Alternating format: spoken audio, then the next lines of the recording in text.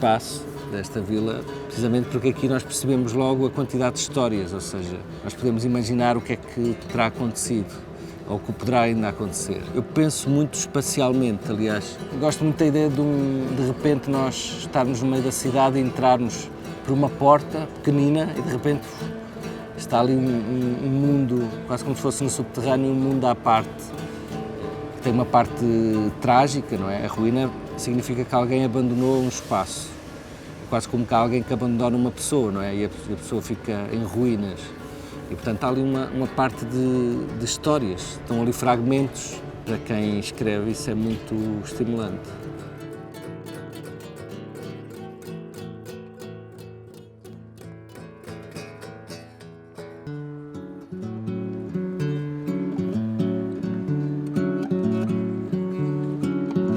Dizer o primeiro nome, dizer se é rapaz ou rapariga, dizer o nome completo, dizer o nome dos pais e irmãos, dizer a morada, dizer em que escola anda, dizer o dia e o mês de aniversário. Eu nasci em Luanda, em Angola, e logo aí há uma relação direta com a parte africana do Brasil.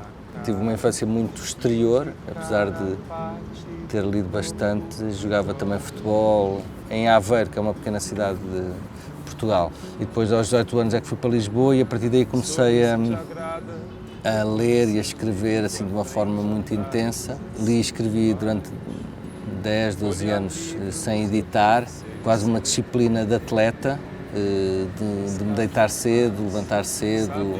Escrever é mesmo um ato físico, no sentido que é mesmo preciso estar em forma.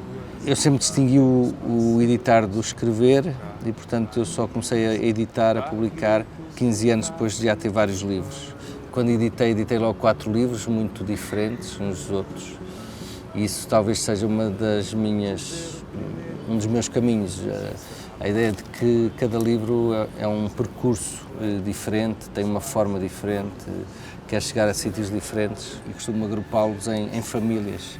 Há vários, o Bairro, o Reino, a Enciclopédia, enfim, Bloom Books. Eu acho que a literatura às vezes é muito conservadora nos géneros e a minha ideia um pouco é em cada livro, ou pelo menos em cada linha de livros, tentar encontrar um novo género literário. Porque acho que a literatura tem possibilidades infinitas e infelizmente muitas vezes só se explora 3 ou 4. Sorrir se te agrada, reconhecer o perigo à frente, atrás, em cima, embaixo. Essa história dessa minha parceria com o Gonçalo começou por conta de um convite para eu dirigir a entrega do Prêmio Oceanos de Literatura em 2015. E aí eu me propus a compor temas a partir dos livros finalistas. No caso do Gonçalo, eu tive a oportunidade de encontrar com ele antes. Ele participou de um debate em São Paulo, e aí eu fui lá conversar com ele. E ele falou assim, faça uma canção, eu gostava que fizesse uma canção. E ficou repetindo isso como uma provocação, né? Eu gostava que fizesse uma canção. E eu tomei essa provocação e resolvi fazer essa canção. E o Gonçalo, depois da apresentação, veio falar comigo. Eu gostava que fizesse o livro inteiro agora, né? Componha a sua história a partir da minha história. Faça uma história, conte uma história com um disco, através de canções. O que me interessava muito no livro Uma Menina Está Perdida no Seu Século era colocar uma personagem com trissomia 21, com síndrome de Down, em movimento numa história. E neste caso é uma menina, Ana, que tem 14 anos, tem trissomia 21, tem uma pequena caixa com indicações sobre como se deve comportar e talvez o mais dramático, está perdida e está à procura do pai. Também me interessava muito no livro tentar perceber como é que as pessoas que andam à volta de alguém com síndrome de Down se transformam. E essa outra personagem, Marius, é talvez o objeto de maior transformação. O que eu sinto até por experiência própria a lidar com pessoas com dificuldades é que a fragilidade extrema provoca em volta uma espécie de criação instantânea de cuidadores, em protetores. E essa transformação interessava-me muito também no livro. Não é? Como é que a fragilidade às vezes é mais arrasadora, vence mais do que a força bruta. Não é? Mas se eu disser o nome do meu meu pai. Arrancam-me os olhos e a língua. Às vezes trabalho com pessoas que quase não conseguem falar ou falam com muitas dificuldades e em termos de observação observam coisas que eu nunca observei, não é? Ou seja, a linguagem muitas vezes também é uma forma de cegueira, porque é uma arma tão eficaz e tão rápida que muitas vezes nos distrai das coisas essenciais. Sempre gostei muito de mitologia e o que me interessa na escrita é tentar compreender o tempo em que vivemos, o século XXI.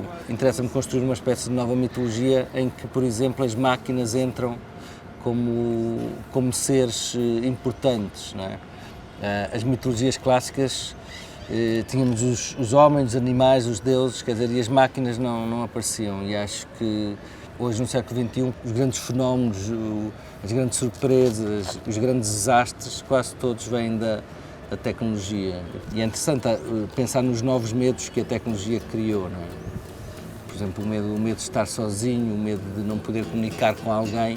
O que me atrai muito e o que surge em vários livros é esta ideia, como é que conseguimos sobreviver no meio da confusão. Esta Vila Tororó é um pouco isso, como é que de repente se consegue encontrar um espaço para fazer uma atividade quase paralela às atividades do mundo. E isso tem muito a ver, por exemplo, com uma ideia de que nós temos que ter um espaço e uma atividade que não depende do exterior. Estamos sempre a depender de pessoas, não é? E esta ideia da pessoa fazer uma atividade sozinha, sem depender de ninguém, que só avança quando nós avançarmos e que para quando nós paramos, e onde mais ninguém interfere, é algo que me fascina, não é? E é um meio de resistência em relação à cidade.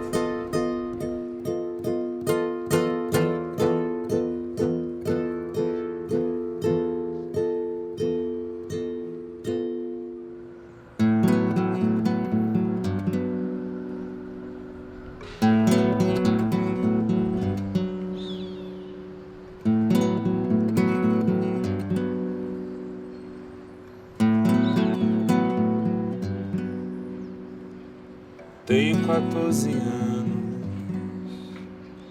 os olhos pretos, o cabelo castanho. Estou à procura do meu